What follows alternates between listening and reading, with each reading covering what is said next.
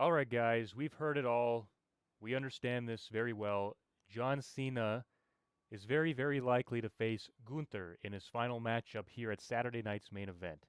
Now, everybody has been saying, ever since the tournament was created, that they had this feeling that Gunther was the man that was going to win this tournament. And because of that predictability, everybody has now kind of taken a turn, and they're hoping that somebody else comes out on top. Maybe a guy like LA Knight to face John Cena. Maybe a guy like Solo Sikoa to beat Gunther. Here's the thing: Gunther, whether you like it or not, is the right guy to win the tournament and the right guy to beat John Cena in his final match.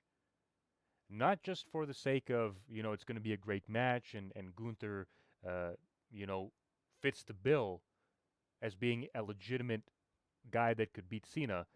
It's for long-term storytelling. Long-term storytelling. So let's think about this.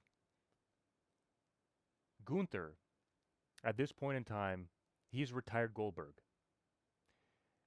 He's been booked in some incredible matchups, and him retiring John Cena would elevate the amount of heat he gets. I mean, I want you to think about when Brock Lesnar beat The Undertaker at WrestleMania for the first time and broke that streak.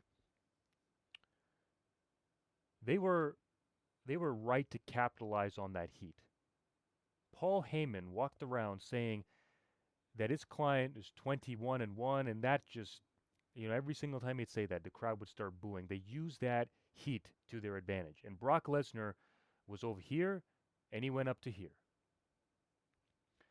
Now, people would argue that he didn't need the win. Regardless, the end outcome of him beating The Undertaker took him from here to here. Gunther is right here, right now. If he beats a guy like Cena in his final match, he's going to be up here. And that heat, as a heel, is exactly what you want because it's not go away heat, it's true heat, it's true hatred. There's nobody right now in the tournament that, if they were to win and if they were to face Cena and beat him, that they would get the kind of reaction that Gunther would get that would actually be beneficial for anybody else who decides to face him. And I want you to remember this because WWE might be lining up Gunther to face Cody Rhodes for the WWE title. That could be coming up very soon. We could even see that perhaps Royal Rumble, perhaps Elimination Chamber. Maybe at WrestleMania, who knows? It could be a WrestleMania storyline, and the reason being is because Cody Rhodes is the one who first lost to Cena and regained his title back. And if Gunther beats Cena, well, now Gunther is above Cena, and so therefore that heat complements Cody Rhodes' babyface character. It's literally, the babyface heel, and there's no in between here. The crowds love Cody, and the crowds will hate Gunther. So you're going to have a dynamic that is really is going to be really interesting to see. The contrast is going to be amazing. A lot of people are saying that you know Roman Reigns and Braun Breaker might be going at it for the world title. It might be CM Punk versus Breaker, and Breaker wins, and Breaker and Roman go at WrestleMania. I'm not sure, but we know the world title is going to be around Punk and Braun and Roman and maybe even Seth Rollins. Who knows? So the WWE title, it leaves it open. Like, who would the person be to face Cody for the title? That is the real question. The question is not for the world title; it's the WWE title. And I believe if Gunther, when he does beat Cena, he'll be in line for a world title shot, and that's Cody's title. Now, you've got to understand something. Um,